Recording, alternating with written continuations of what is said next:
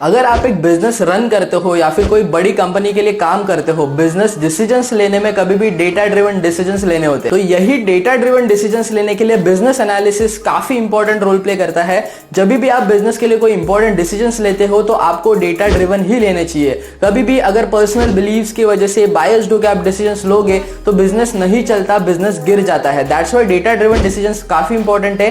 Data analysis in fact काफी important है business decisions लेने के लिए। Hello everyone, welcome to B A professional and we help you build the career of confidence. आज हम लोग बात करने वाले हैं importance of data analysis to take business decisions. सबसे important factor is that data analysis आपको opportunities as well as risk analyse करने के लिए, फाइंड करने के लिए हेल्प करता है। एनालिसिस से आपको समझ में आएगा कि कहां पे आपकी अपॉर्चुनिटीज है, कहां पे आपको ग्रोथ दिख रहा है, तभी जाके आप ग्रोथ फैक्टर्स में आप इन्वेस्ट कर पाओगे। अकॉर्डिंगली आपको रिस्क भी कहां पे है, जो चीजें नहीं काम कर रही है वहां पे आपको दिख जाएगा एनालिसिस के बाद में कि यहाँ पे रिस्क है, यहाँ पे आपको ज्यादा इन्वेस्ट करके फायदा नहीं है। ठीक है, सो इस तरीके से आप डेटा एनालिसिस करके जो एग्जिस्टिंग डेटा है, कंपनी का डेटा हो, फाइनेंशियल डेटा हो, जो भी है, everything can be analysed and उससे आपको पैटर्न समझ में आते हैं जो कि आपको हेल्प करेंगे डिसीजंस डिराइव करने में। सेकंड थिंग जिसके लिए डेटा एनालिसिस हेल्प करेगा is to understand your customer. जब भी लेट्स से अगर आपकी कोई वेबसाइट है, ठीक है, तो वहां पे आपके कस्टमर्स विजिट करते हैं, आपकी चीजें, आपकी प्रोडक्ट्स बाय करते हैं,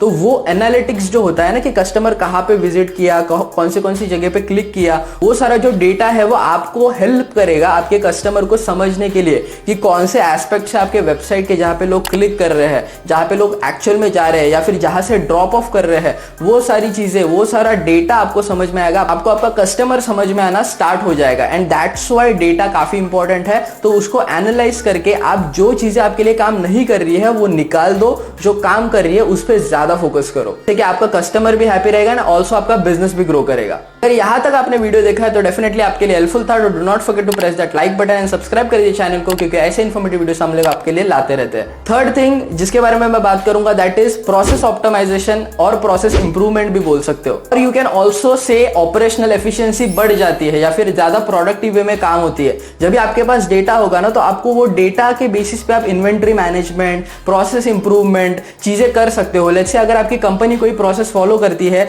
जिसके बारे में आपके पास डेटा है, तो आपको उसको एनालाइज करके जस्ट जो चीजें काम नहीं कर रही है वो निकाल देनी है। प्रोसेस इंप्रूव करना है। अगेन इन्वेंट्री के बारे में, जो चीजें बिक रही है, जो चीजें नहीं बिक रही है, सब कुछ डेटा के बेसिस पे आप एनालिसिस कर सकते हो एंड अकॉर्डिंगली डेटा एनालिसिस आपको आपके बिजनेस प्रोसेसेस इंप्रूव करने में हेल्प करेगा। अगर आपको डेटा एनालिसिस या फिर डेटा एनालिस्ट रोल के बारे में और ज्यादा जानना है तो मैंने मल्टीपल वीडियोस बना के रखे हैं जिसका लिंक मैं आपको डेफिनेटली आई बटन में दे दूंगा। Just go and check it out, definitely वो आपके लिए बहुत ज्यादा हेल्पफुल रहेगा। I hope this video is helpful for you. Other than this, अगर आपको कुछ भी डिस्कस करना है मुझसे 1-to-1, that also you can do. आपको बस टॉपमेट के ऊपर स्लॉट बुक करना पड़ेगा, लिंक आपको डिस्क्रिप्शन में मिल जाएगा। Then we can connect and discuss your career difficulty. That's it for this video. Thanks for watching.